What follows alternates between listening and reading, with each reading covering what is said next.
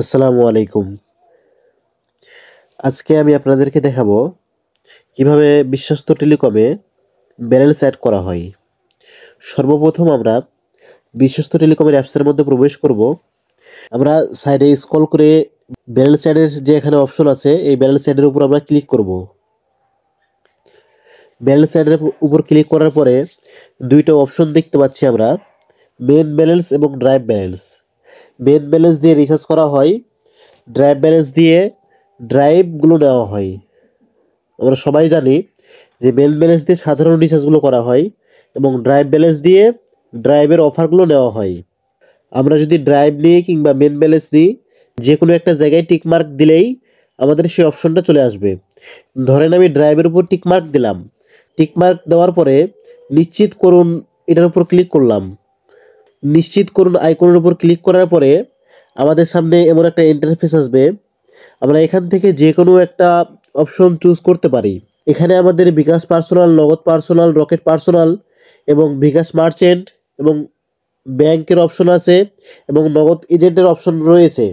আমরা যে কোনো একটার মাধ্যমে পেমেন্ট করে আমরা ব্যালেন্স অ্যাড করতে পারবো। আমি উদাহরণস্বরূপ আপনাদেরকে দেখাচ্ছি বিকাশ পার্সোনাল থেকে আমরা কিভাবে ব্যালেন্স অ্যাড করব। যেভাবে বিকাশ থেকে আমরা ব্যালেন্স অ্যাড করব, অনুরূপভাবে বিকাশ, নগদ, রকেট থেকে ব্যালেন্স অ্যাড করতে হবে।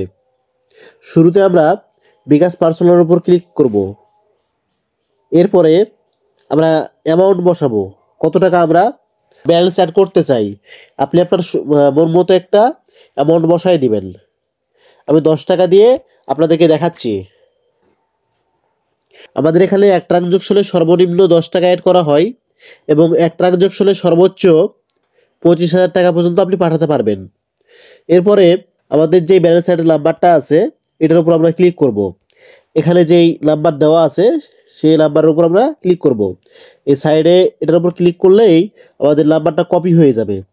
কপি হওয়ার পর আমরা বিকাশ পার্সোনালে প্রবেশ করব। বিকাশ পার্সোনালে প্রবেশ করার পরে আমরা সেন্ড মানি অপশনে যাব। সেন্ড মানি অপশনে যাওয়ার পরে আমরা যে নাম্বারটা কপি করেছি সে নাম্বারটা এখানে পেস্ট করব।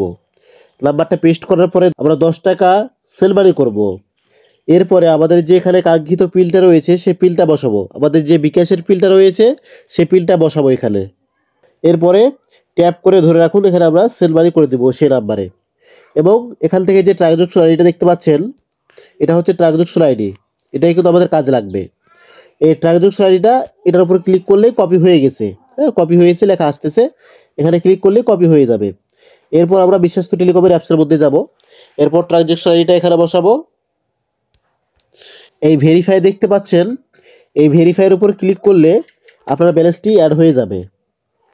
হ্যাঁ, এভাবেই আমরা ব্যালেন্স অ্যাড করতে পারবো। আমার ব্যালেন্সটি কিন্তু অটোমেটিক অ্যাড হয়ে গেছে। এই যে আমি এখানে আপনাদেরকে দেখালে দেখতে পারবো।